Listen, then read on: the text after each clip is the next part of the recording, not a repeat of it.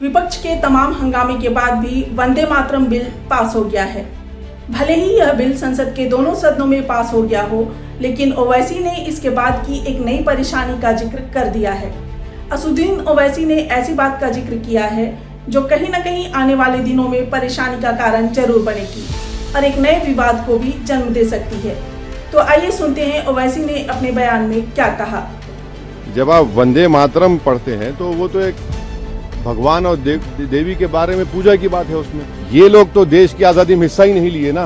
पहले तो सरकार ने हाउस ऑर्डर में नहीं था और दिन में और एक सप्लीमेंट्री एजेंडा लाकर, आज में ओरिजिनल एजेंडा में नहीं था, सप्लीमेंट्री एजेंडा लाकर दिन में इस बिल को लाया और इस पर कोई डिबेट नहीं हुई और ऐसे ही 10 मिनट के अंदर आपने देखा कि उसको उन्होंने वोट कराकर पास कर लिया।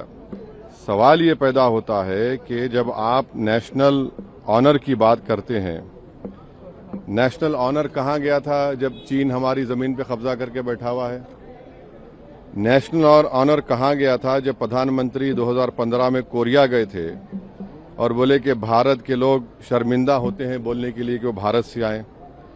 फिर 2015 में प्रधानमंत्री ने इंडिया का फ्लैग गिफ्ट किया यूएस प्रेसिडेंट को, उन्होंने अपने एक बावर्ची को दे दिया जिसका नाम विकास खन्ना था। नेशनल ऑनर वहां पर याद नहीं आया। मणिपुर में महिलाओं की इज्जत लूटी गई, वहां पर नेशनल ऑनर बीजेपी को और प्रधानमंत्री मोदी को याद नहीं आया। अब हम ये बोलना चाह रहे हैं कि जनगण मन जब आप पढ़ते हैं तो जनगण मन में क्या दिखता है कि ये देश दिखता है और देश की जनता दिखती है। जब आप वंदे मातरम पढ़ते हैं तो वो तो एक भगवान और देवी के बारे में पूजा की बात है उसमें। अब उन मुजाहिदीन आज़ादी को क्या बोलेंगे जिन्होंने इस देश के लिए कुर्बानी दी, चाहे वो मौलाना महमूदुल हसन हो, हुसैन अहमद मदनी हो, मौलाना अबुल कलाम आज़ाद हो, मौलाना काफ़ी हो। ये तो देश को आज़ाद कराने के लिए किया था। यहाँ पर आप देश को इस तरह से पेश कर रहे हैं और जनगण मन जो लिखा गया था वो तो जनता के लिए लिखा गया था। और मैं कह रहा हूं कि 1950 में राजेंद्र प्रसाद ने बहुत बड़ी गलती की, बगैर रेजोल्यूशन के उन्होंने कह दिया कि नेशनल सॉन्ग है, जबकि रेजोल्यूशन लेना चाहिए था उनको। तो और कहीं पर भी नेशनल सॉन्ग का डेफिनेशन नहीं है। तो आप इसको इस तरह से मुसल्लत कर रहे हैं देश के ऊपर, तो गलत है बिल्कुल। आर्टिकल 25 फ्रीडम ऑफ रिलीजन है, उसके स्टैंजास पढ़ लीजिए आप।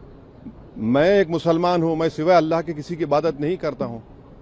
अगर मैं किसी की बात करूंगा तो मुसलमान कहाँ रहूंगा? तो आप तो आर्टिकल 25 का, 26 का, 29 का ग्रेव वायलेशन कर रहे हैं।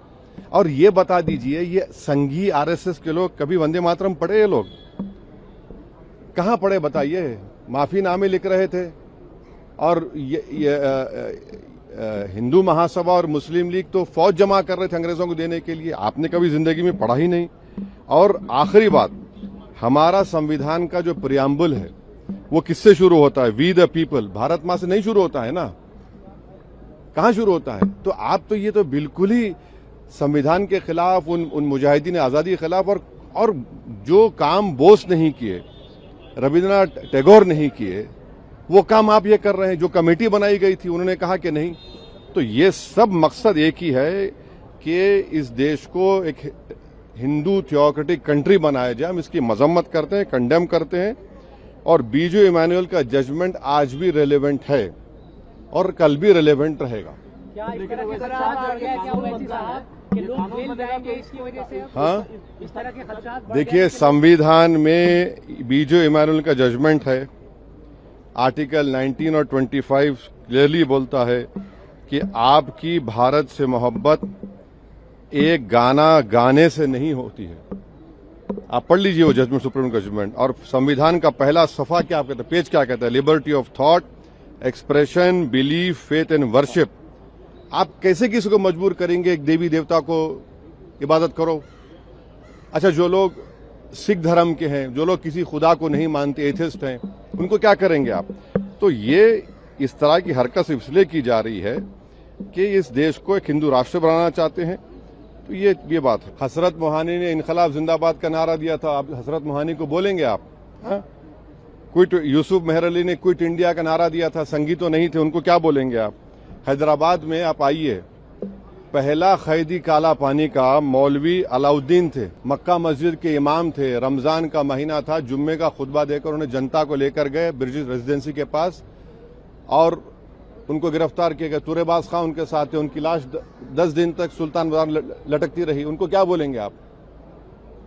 ये लोग तो देश की आजादी में हिस्सा ही नहीं लिए ना, इनको माल पता ही नहीं है। ये तो उन लोगों को शर्मिंदा कर रहे हैं जिन्होंने सब कुछ देश के लिए कुर्बान किया।